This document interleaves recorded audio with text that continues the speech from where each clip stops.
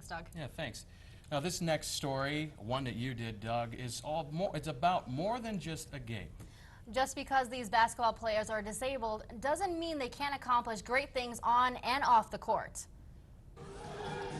This is the annual wheelchair basketball game sponsored by NIU's Presidential Commission on Persons with Disabilities.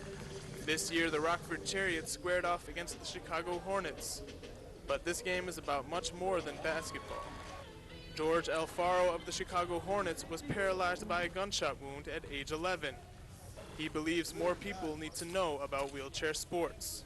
They'll pass this word on. They'll become advocates for this sport, for wheelchair sports. And if they know somebody in their community with a disability, it creates that awareness to actually say, hey, this is going on out there. I've seen this before. Aside from raising awareness, the event showcases the players' individual will in overcoming life's hurdles. What we have here is a typical chair used by the players off the court. What we have on this side is a typical chair worn by the players on the court, modified for basketball use. In this chair, they're no longer handicapped. In this chair, they're athletes. Derek Dortch of the Rockford Chariots was born with spinal bifida, but went on to win 3 national championships playing for the University of Whitewater, Wisconsin. Wheelchair basketball is almost better than watching able-bodied basketball. It's so intense, you know. George Alfaro feels that the team concept learned through wheelchair sports carries over into other parts of the athlete's life. By coming out and doing the sport and seeing others, his peers, motivates him to say, hey, this is not so bad. This is not so hard.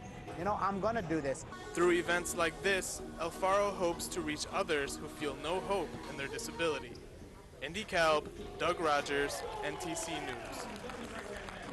The Bulls were busy over the weekend starting their playoff run against the 76ers. The game went well, but bad news at the end for Chicago. Derrick Rose looking ready to go for the first game of the playoffs. Rose taking over in the third, hitting the 3. And then again in the fourth for 3, he finished with 23 points. But then disaster struck for the Bulls. With only a minute 20 left in the game, Derrick Rose collapses on the floor holding his knee. When you take another look, you can see something goes wrong when he plants the left foot. It was later determined that Rose tore the ACL in his left knee. The Bulls win the game, but the reigning MVP will miss the rest of the playoffs. That's a heartbreaker for the Bulls, but don't forget that the Bulls were 18-9 without Rose this season.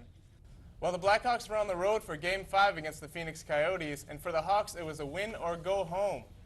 Joel Quenneville looking on, his Hawks needing this game. Midway through the third, Hawks down 1. Nick Leddy from the point ties the game with the slap shot. He gets a good screen from Dave Boland. To overtime, it's Jonathan Toews off the face-off win. Gets a clean look and goes top shelf for the game winner. Hawks win 2-1, staying alive in the series. Game 6 tonight at the United Center should be a good one. Well, NIU broke ground on a new athletic practice facility on Saturday. This is what the new Cheswick Practice Center could look like when it's finished. The building is named after leadership donors Dr. Kenneth and Ellen Cheswick. The indoor practice facility will include a full NCAA playing field, a 4-lane sprint track, batting cages, and a long jump pit. The Cheswick Center is to cost $9.5 million and is scheduled to be completed by fall 2013.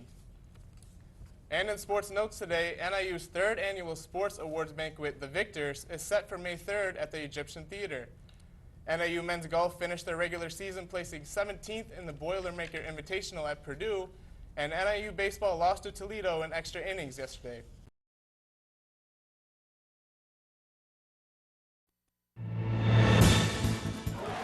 It's official. The Huskies are headed to the Orange Bowl. Feeling the squeeze of finals? We'll show you how going back to your childhood can lower your stress. And what's this NIU professor getting all jacked up about? We'll explain. NTC News Tonight starts now. At number 15.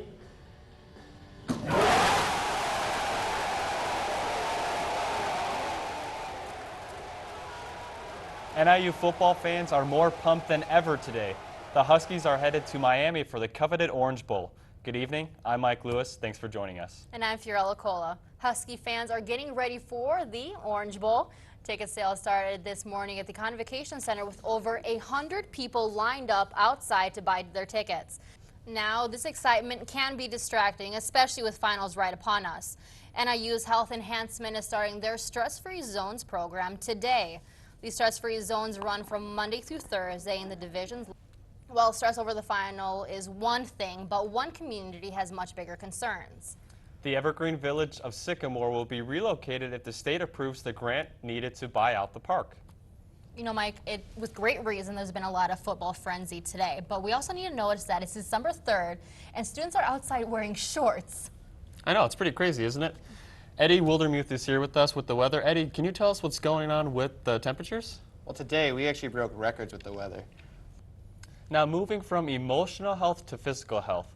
If counting calories and watching your weight isn't your thing, McDonald's may be doing it for you. NTC reporter Kiara Herring has more. A massive section of concrete crushes cars in the Tokyo Tunnel. And President Obama warned Syria not to cross the line. Here's what's happening in today's World Watch. Well, enjoy the rest of your evening. We'll be back this same time on Wednesday. Thanks for watching. Goodbye, everyone.